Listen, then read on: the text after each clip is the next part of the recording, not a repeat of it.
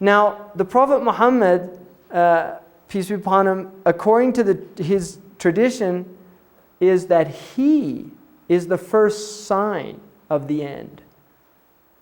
That his coming was the first sign of the end of time. That's how the Muslims view that.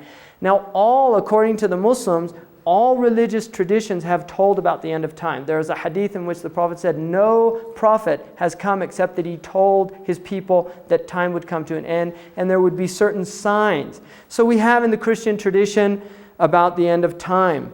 One of them, you will hear there will be famines and earthquakes in many places, and you will hear of wars and rumors of wars, which is very interesting also, especially with modern CNN and all this stuff, right? Which is a type of just talking about wars and also potential things. And then you have the book of Revelations, which deals also with the phenomenon of the end of time. And many, many Christians, if you go into Christian bookstores, just so many books on the end of time, right? Really a lot of books. And as we approach the millennium, I think we're going to have more and more of this, because you're starting actually to see, when the publishers get greedy, when they start publishing these because some of these books are way out there, right? You read, and this poor guy who wrote, he's the most famous, Hal Lindsey. He's the most famous. This guy, he has to revive his books every 10 years because he identifies 1 year Kissinger's the Antichrist, but Kissinger's not around anymore, so he has to revive it every so often, because they literally trying to take the Bible and apply it to immediate events. And there's actually a television program in some states where there's a guy, he's like a newscaster with his wife, and unbelievable, every event. There's Daniel 3:14. You see, Daniel says that this will happen, and there you have it. Look, isn't that wonderful?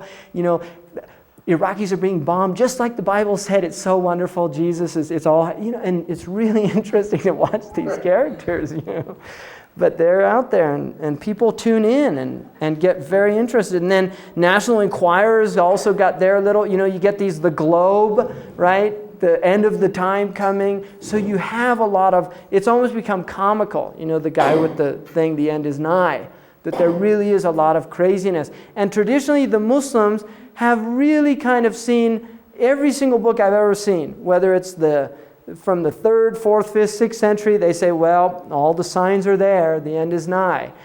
The idea being, in reality, the end of time is the end of our lives.